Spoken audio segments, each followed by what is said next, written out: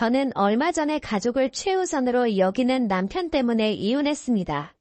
가족을 최우선으로 여기면 좋은 남편 아니냐, 쓰니가 문제 아니냐, 이렇게 생각하실 수도 있는데 남편에게 가족은 제가 아니라 시댁 식구들이에요. 결혼하고 나서 극단적인 효자로 돌변해서 욕먹는 남자들을 본 적이 있는데 저희 남편은 아닐 줄 알았습니다. 근데 아닌 척만 하고 결정적인 순간에는 항상 티를 내더라고요. 부모님께 식사 대접한다고 했을 때 자녀가 사주는데 한우 먹고 싶다, 랍스터 먹고 싶다 하시는 부모님이 몇이나 계실까요? 보통은 아무거나 먹자고, 싼 거 먹자고 하시는 부모님이 대부분 아닐까요? 결혼하고 나서 친정엄마 첫 생신에 남편이 저녁을 산다고 했는데 당연히 저희 엄마는 같이 먹는 게 좋은 거지 뭘 먹든 상관없으니 아무거나 먹자고 하셨어요. 남편은 망설임 없이 집 앞에 있는 프랜차이즈 갈비모알리필로 가자더군요. 뭐 그럴 수 있어요. 근데 그럴 거면 양가 똑같이 해야지. 자기 엄마 생일에는 자기가 먼저 나서서 한우 정육식당 예약해놨다고 그리 가자고 하는 거예요. 근데 이게 자기 개인 돈으로 사는 거면 저도 아무 말 안 하죠.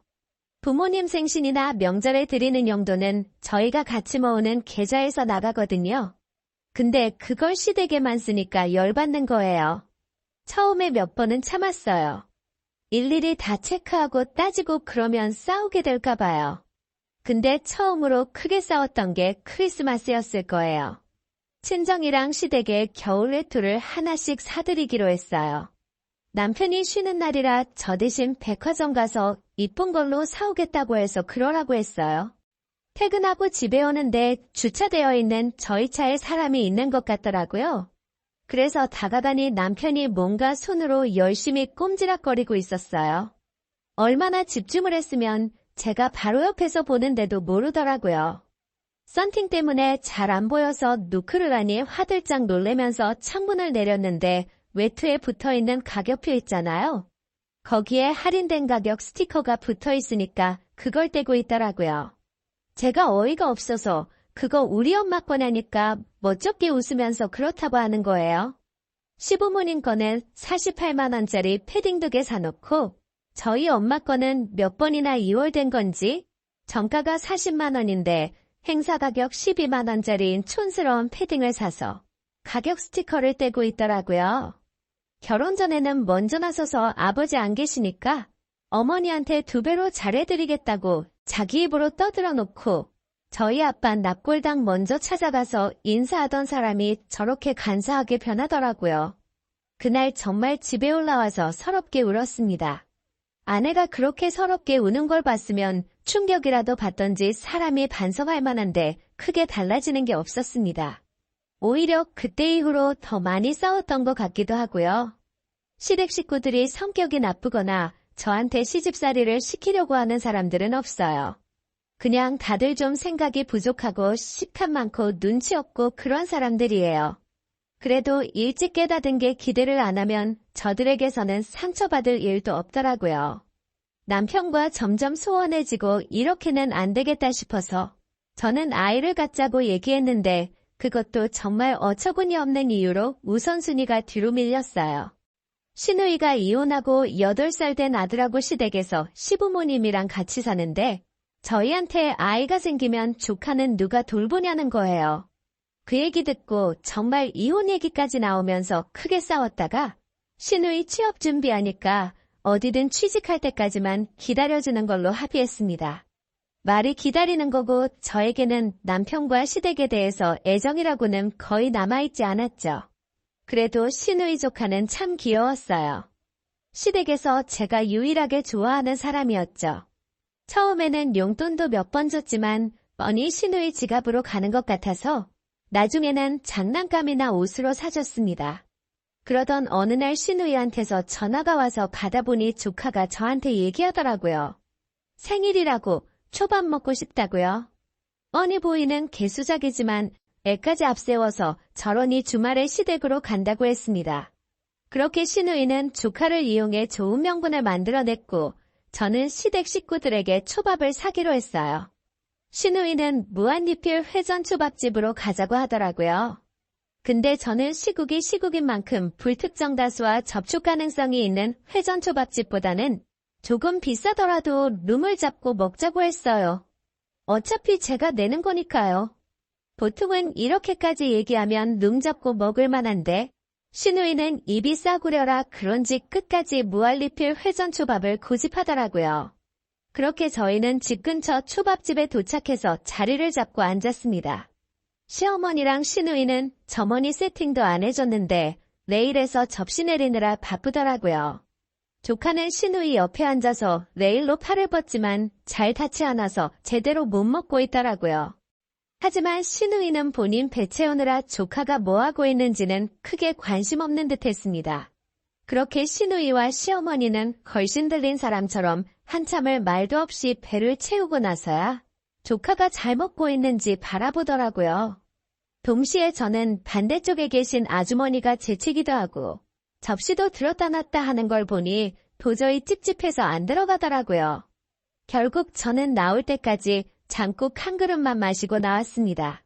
고급지고 비싼 거 사준다는데도 굳이 무한리필 회전초밥을 고집하는 이유가 있냐고 물어봤는데 이유는 정말 단순했습니다. 그릇 쌓이는 거 보면 재밌다는 게 이유였습니다. 저도 참 먹는 거 좋아하지만 신우이랑 시어머니의 식탐은 정말이지 볼 때마다 경이롭더라고요. 씹어 삼킨 건지 그냥 장국이랑 같이 마신 건지 엄청난 양의 초밥을 먹은 둘은 배가 터질 것 같아서 커피도 못 마시겠다며 시댁으로 데려다 달라고 하더군요. 8살 조카도 잘 먹었다고 인사를 하는데 시어머니랑 신우이는 서로 자기 배 볼록한 거 보라며 깔깔거리고 있더라고요.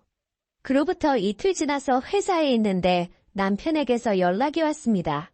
조카가 코로나에 걸렸다고 하더군요. 저는 아무 증상이 없었지만 찝찝한 마음에 병원 2곳을 들러서 검사를 받았는데 전부 음성으로 나오더라고요. 시어머니한테 전화드려보니 시어머니랑 신우이도 음성이라고 하더군요. 하필 걸려도 조카가 걸려서 마음이 안 좋았습니다. 그날 퇴근하기 직전에 남편이 상의할 게 있으니 시댁에서 만나자고 하더라고요. 행사도 없는데 상의할 게 뭐가 있나 싶었지만 일단 시댁으로 향했습니다. 조카의 확진에 대한 얘기였는데 애가 너무 어려서 격리시설에 혼자는 못 들어간다고 하길래 제가 알려줬어요. 공동격리자 신청하면 된다고요. 근데 신우이는 아들이 아픈 것보다 자기가 전염될 걸 더 걱정하더라고요. 자기가 아들 돌보다가 걸리면 어떡하냐면서요.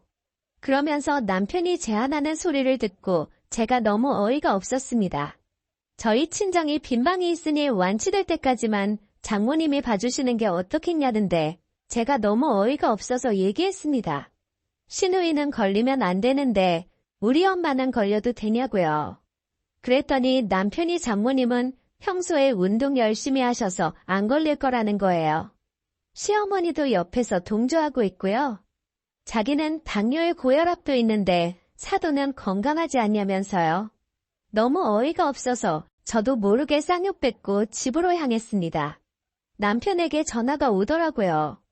받자마자 집도어락 비밀번호 바꿔버렸으니까 집에 들어올 생각하지 말라며 끊어버렸습니다. 어차피 집도 제가 살던 집이었고 결혼하면서 쓸데없이 돈 쓰지 말자고 남편 들어오면서 바꾼 거라고는 침대 하나밖에 없었습니다. 구청 들려서 이혼 서류 작성하고 단일 등기로 시댁에 보냈습니다. 그리고는 친정 들러서 엄마랑 한참을 얘기했습니다. 엄마도 이렇게 된 거 그냥 맘 편하게 이혼하고 집 정리해서 다시 본가로 들어오라고 하시더군요. 정 떨어진 상태에서 한번 독하게 맘먹으니까 정리하는 건 쉬웠습니다. 부동산에 집 내놓고 가전도 당근에 저렴하게 올리니 이틀 만에 다 나가더라고요. 남편은 미안하다며 계속 연락 오는데 사람은 고쳐 쓰는 거 아니라고 생각합니다. 남편에게 도장 안 찍으면 변호사 선임하고 위자료 뜯어갈 거니까 서로 피곤하게 하지 말고 도장 찍으라고 했습니다. 이런 건 말도 참 잘 들어요. 지금은 이제 서류까지 다 정리되었고 공식적으로 저는 이혼녀가 되었지만 속은 후련합니다. 부부라는 게 서로 좋아서 같이 살아야 행복한 거지. 싫지 않아서 같이 산다면 결국 저처럼 되는 것 같아요. 남편도 자기 가족 살뜰히 챙기는 거 좋아했으니까 재혼한답시고 다른 여자 인생 망치지 말고 평생 시댁 식구들하고 옹기종기 살았으면 좋겠네요.